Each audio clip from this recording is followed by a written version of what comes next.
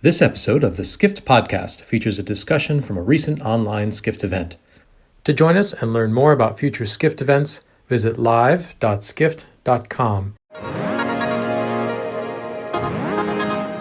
Please welcome the Chief Operating Officer, the Travel Corporation, Ula Hefel-Bola, and Tour Raider CEO Travis Pittman in discussion with Skift Senior Travel Tech Editor Sean O'Neill.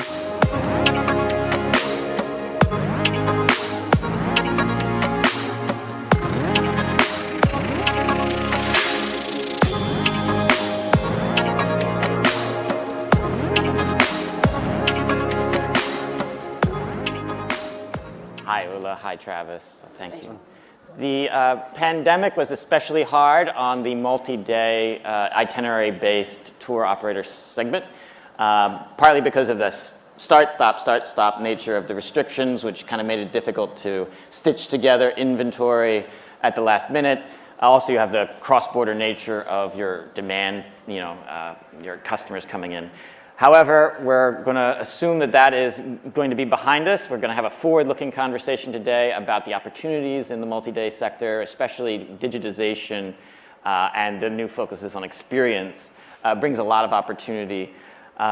If you have any questions, if you're here or are watching us online, please use the questions in the app and we'll get them towards them at the end.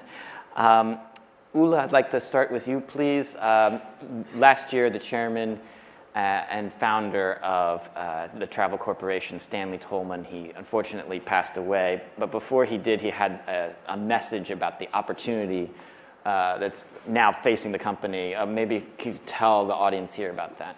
Absolutely. It was my pleasure, and thank you for having me here today, Sean.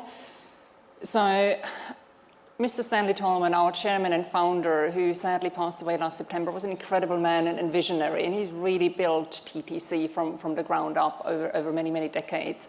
And throughout the pandemic, he really was our guiding light, having lived through so many crises before and always navigated them brilliantly. And in September, shortly before he passed away, his message to the executive team was, TTC has always come out stronger of a crisis. No matter what it was, we've always dealt with it, we've always survived it, but not only that, we've come out stronger. And as I look out into the world and what is ahead of us, I do believe post-pandemic, this will be the single biggest opportunity we have ever had. I'm going to be really sad, I'm not going to be here for this, but please team, make sure you don't miss it and you make the most out of it. Okay, well, let's build on that. It's very inspiring. So what are some things that you guys have been doing in the past few years that are sort of innovative changes in your product, changes in your operation? Sure. Well, what haven't we changed, right? I think we're all thrown into the deep end, dealing with something that none of us had ever dealt with before. All of us have been in the industry for many years, and we've had SARS and you've had 9/11, but nobody ever has had a crisis of this magnitude. And we were really forced to reevaluate everything, to look at, let's start with our product offering. When we realized that Australians, for example, wouldn't be going anywhere anytime soon, we said, well, we have such a loyal following of past guests in Australia. Traditionally, they all love to travel to Europe with us. We know Europe isn't on the agenda for Australians anytime soon. What can we do? Why don't we bring them the tried and trusted Inside Vacations quality to Australia? And in normal times, we would have said, well, it takes about a year to launch a new domestic product and put it all together and contract it and come up with a marketing plan. And we knew we didn't have that luxury of time. So, we pulled together very quickly a domestic program, launched it in Australia, bringing the tried and trusted Inside Vacations quality to our very loyal Australian guests. We also expanded our North American domestic offering. We've always had a domestic offering there, but again, it was never a core focus. But obviously, given the changing landscape, it did become a core focus. We also looked at a group size. We've always had, Inside Vacations always had slightly smaller groups, Trafalgar slightly larger groups, but the group size conversation came up consistently of customers asking, how big is the group that I'm going to be traveling in? So we, again, very quickly launched different group sizes, starting from small private groups where you can take over an existing departure and travel only, with a group of, 12 plus, privatize your departure for your own travel bubble, or small group departures with a maximum of 24, or classic departures. Again, something we would have planned out a long time in advance, and we just did it really quickly because we felt we needed to.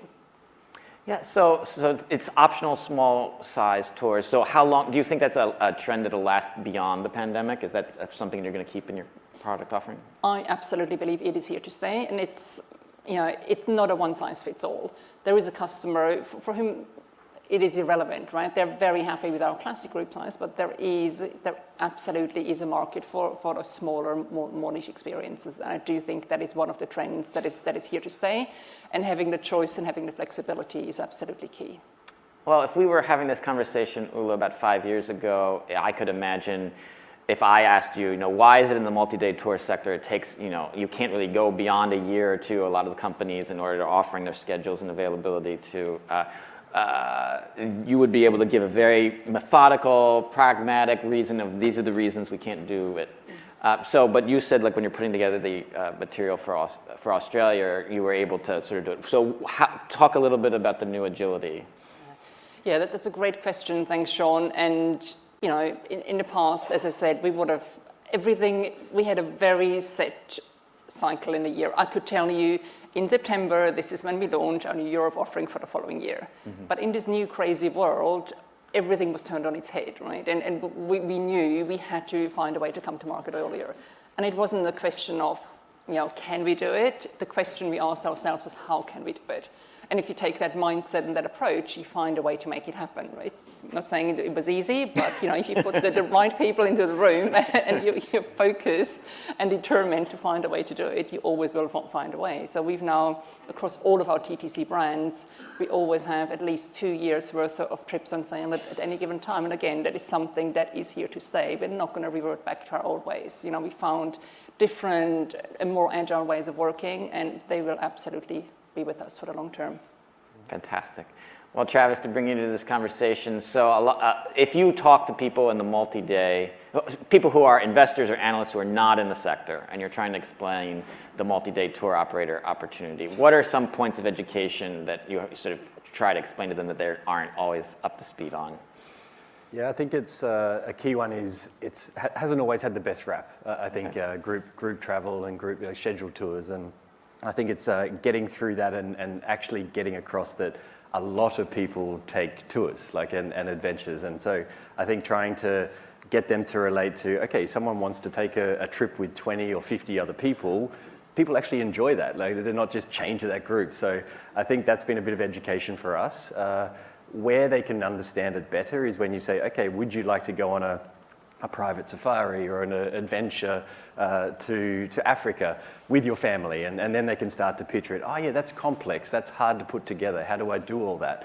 How do I get the logistics and all that kind of. So once you start to get into it, there is a bit more understanding. But I think also what's been great over the years that we've seen is the innovation that the tour operators have had to do. I think it's been, the bad rap has been there, but they've had to innovate or else the customers just wouldn't want to book this stuff. Mm-hmm. So it's been really interesting to see how that's been evolving the smaller groups now, but also just how it's really focused around the experiences. And I think, we talk about tours and activities, but our sector of multi-day is about, that's what it's all about, it's experiences. Right. It's the hot air ballooning or the whitewater rafting or the wine tasting or all these different things. It's all done for you. You don't need to go to an app and go, what am I going to do today? And you've got someone holding your hand. So I think it's just education of that process and actually people understanding in this new world as well, it's actually very simple. I don't have to think of, okay, what if I need to cancel? I've got my train, I've got my hotel, I've got this. It's all in one.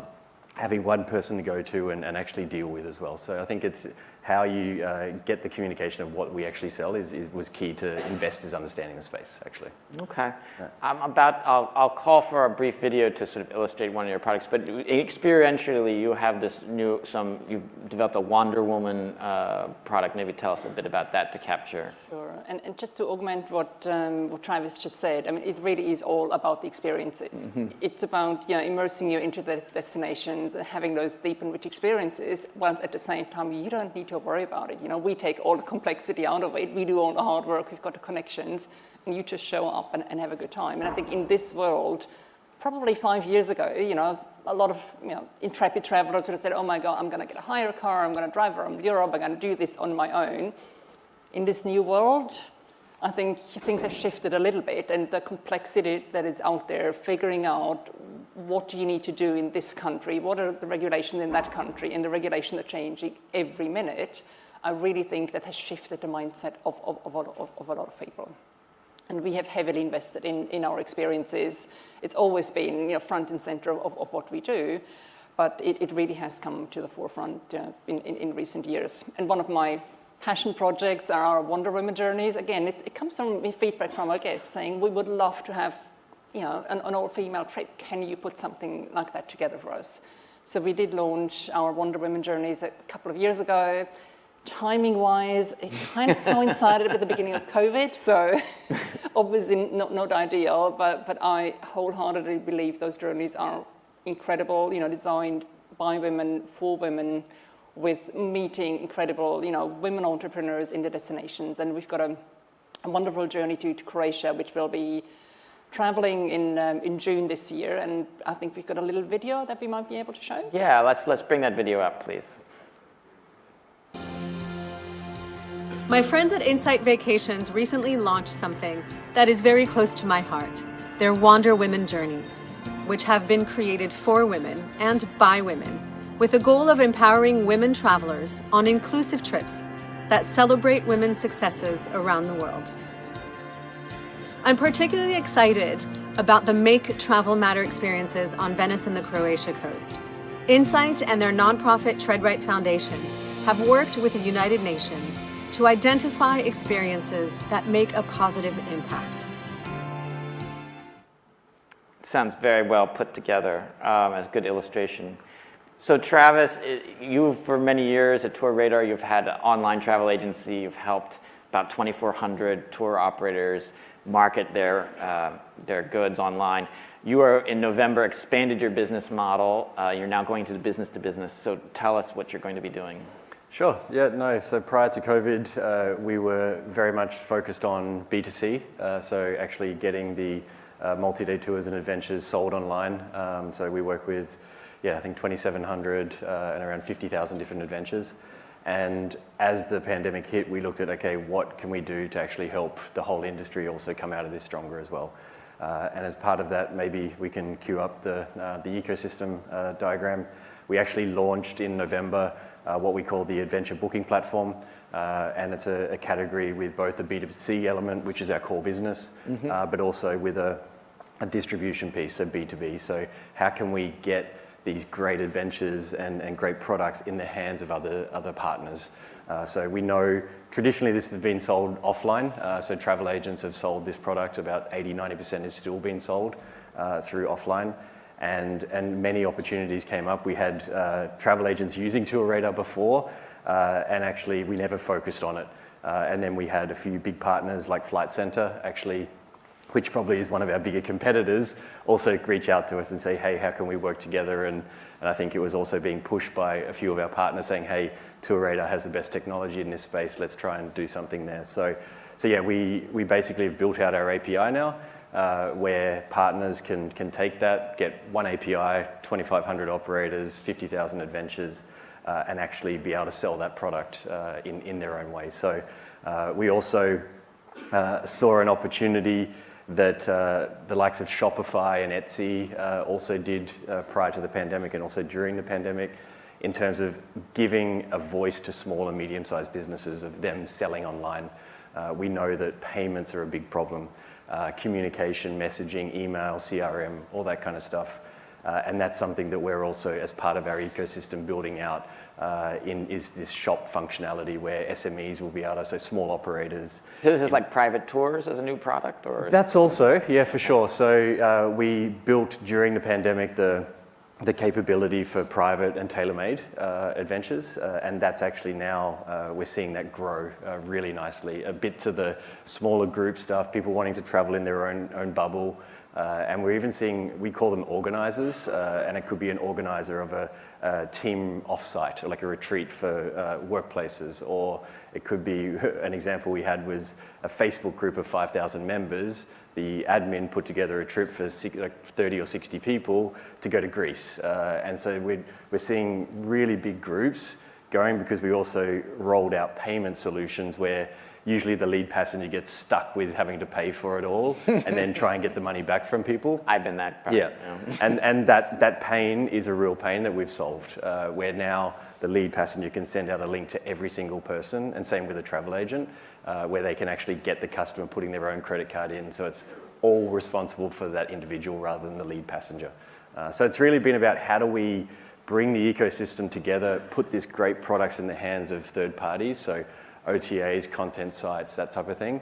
And we're seeing great traction also on the on-site travel agents, so little independent agents who have a great list of customers that they sell to, can now actually sell this product as well. And we've had, since November, over 1,000 travel agents sign up for that, and seeing some really good traction on that at the moment. So. Okay, so there's a little bit to unpack there. So you have the adventure booking system, and so the Flight Center, if they want to get access to the Wonder Woman tour, they can go through Tour Radar and now get it, that's what's new. Right? Yes, so they have an API connected to their system, so it's called Helio, I believe, and then the travel advisor sitting in the shop can just call from their home screen and actually say, I'd like to book the Wonder Woman trip, and then we communicate via the API with TTC, and it all just basically gets plugged into the system. So we're effectively the plumbing or the GDS of this type of product. Yeah. Okay. And so Skift Research did a multi-day tour report, so I'm cribbing from that, but my understanding is that when you were mentioning like the private tour, there's been in the past decade, a decade ago, it'd be much more common. You'd have in destination, you'd have local tour operators who actually handle the operations, and then in market for the retail sales, you have different people who are helping to source the customers. But now, thanks to using Tour Radar, you can sort of have the local wholesalers would be able to directly reach their market. How close is that? A bit of both. So we definitely see the bigger tour companies, like the global ones, they have their local ground operators that they go through. Some own them, some use third parties. And we are seeing DMCs, so directly coming onto DMCs are direct destination marketing companies, management companies. So the ones who actually are running the trips on the ground. And so they're actually coming on because they can actually offer the product. They can't offer the same product that they probably offered to someone else, but they see an opportunity there. And because of the social proof we provide, they can get reviews from customers and that sort of thing, so they can actually start to build a presence in the marketplace as well. So, yeah. That's interesting because it's sort of like, so 20 some years ago, you would have like the travel agent was bundling the trip, and then Expedia and Booking, who we heard from earlier on stage, they sort of unbundled the trip. And now through the technology, personalization at scale, we're now rebuilding it. But the suppliers have to get much savvier at tech for that to happen. They have to be able to do real-time inventory and connect. And your business-to-business offering is like a piece of that puzzle to get forward. Is that right? Yeah, exactly. So I think the unbundling definitely has happened. I mean, that's been driving for the last 20 years. With what Ulla mentioned of the benefits of this style of travel, rebundling where the simplicity of a very complex journey over 7, 12, 15 days is all taken care of. And so yeah, I kind of, on the mega trend of unbundling this year, I kind of call a little bit of BS on that, just personally from my side. But right. I think it's really about this will be about simplicity, and the customer wants simplicity. And yes, our system, we provide instant bookability, so that if you actually click and put your credit card in, it's instantly booked, because we have direct connections to the APIs of a lot of these providers. So, and that's an advancement that just 5-10 years ago just wasn't there. You had to wait 48 hours for a confirmation. And it's really trying to now have an API that an Expedia or Priceline, whoever it is, would want to take and actually get that instant confirmation to be able to potentially package that up with flights and other ancillaries as well. Yeah. So Ula, we have a question from the audience for you about the Travel Corporation. What's the update in regard to your refreshing? Will you be overhauling your product range or simply adding more fresh product to it? Yeah, great question. And that is something we constantly always do. We've got I call it a process of continuous improvement. We were never going to, sit still and say everything is wonderful, things are amazing. We're always looking for new opportunities and new ways. But obviously, at the end of the day, what is driving it is what is right for the consumer. If it's not right for the consumers, it doesn't matter how much we think it is amazing, it has to work for our guests. And right now we're seeing some really interesting trends, and they're interesting, but they're not surprising. We saw earlier when Gert presented all of the money that people haven't spent in the last few years. We are seeing people, buying longer trips. They're, again, they're taking their dream vacation. They are adding the Orient Express to the luxury gold journey. So it's really about those bucket list trips. And I've always wanted to do this. I've been sitting at home for 2 years, and I'm going to do it now. So are the bookings actually happening? So do you have for 2022? Because you don't have some source markets. Maybe Russia is not having travelers in Europe this year. Maybe China is not doing it. Germany's economy might be struggling a little bit more than was expected. How are bookings in the forecast for this year? Yeah, I mean, from a TTC perspective, our biggest source markets are all of the English-speaking countries. Okay. And thankfully, obviously, the Americans can't wait to travel, and they are traveling. And they were the first ones to start traveling again in 2021, right? Mm-hmm. And Australia's borders are finally open again. So those are really our key big source markets. So yes, people are booking. Obviously, Eastern Europe, not a surprise, is not really trending right now. But looking at Western Europe, Italy, Spain, France, Portugal, UK, Iceland are all doing really well. And we also know that we ran hundreds of trips last year. We know we've moved from the theoretical, travel will come back. Actually, travel has come back, and we can actually operate really well in this new world. Our guests have amazing experiences with us taking all of the complexity out of it. So, and we've obviously had a ton of social media from the trips that we ran last year, and that's given the consumers further confidence. Okay. We have a question from Ruud. How do you design for experiences for a group of diverse users, for example, those with disabilities? Great question. Not an easy one to answer. Obviously, we try to cater for absolutely diverse users, but there are certain destination complexities. Think of Venice. If you are a wheelchair user and are traveling Venice, it is not going to be easy. But at the same time, if somebody with special needs talks to us in advance, we can help and guide them on which of our many trips might be more suitable for them and advise them. And we would obviously request, accessible rooms and all the rest of it. But especially traveling in Europe, all of our cities are, centuries old, and cobblestone stairs and it is not easy. But again, having open communication, talking to us ahead of time, obviously allows us to facilitate that and to give advice on what is the art of the possible. Okay. Another audience question about what the impact of virtual reality experiences may have on the tour operator sector. So there's two ways of thinking of this. One is that customers might want to use VR as a way to explore what kind of tour offerings there are out there. But on the other hand, it is a kind of competition, real world versus virtual. So how does TTC look at it? I think if we look back at the last 2 years, we were all forced to be stuck in this virtual world. And I think we can all relate to how wonderful is it to actually be at an in-person event. I was saying to you earlier, I haven't been back to London in 2 years. I had my first in-person meetings with a number of London team members yesterday. And of course, we've spoken hundreds of times over Teams. It is not the same thing. So I think we're all starved for that human connection. And in all honesty, I really feel that the virtual reality, yes, it is an important part, but it cannot make up for that real human connection, the smell, the sense, the taste of actually being in the destination. Okay. So Travis, I was wondering a bit, there has been a lot of money pouring into the multi-day sector. You mentioned with the private tours product, that sort of overlaps with things that Tour Lane is offering, Evanios is offering. Mm-hmm. we're going to hear later today from Get Your Guide, which focuses on single-day experiences, and we heard earlier from Expedia and Booking. How do you see other players in competition sort of coming into the multi-day space? Yeah, I think there's quite a few players coming in, but staying in fairly distinct like swimming lanes, basically. Like, so if you look at Get Your Guide and Klook and Viator, they're all battling it out for that in-destination, attraction, activity, so 2-3 hour type experiences.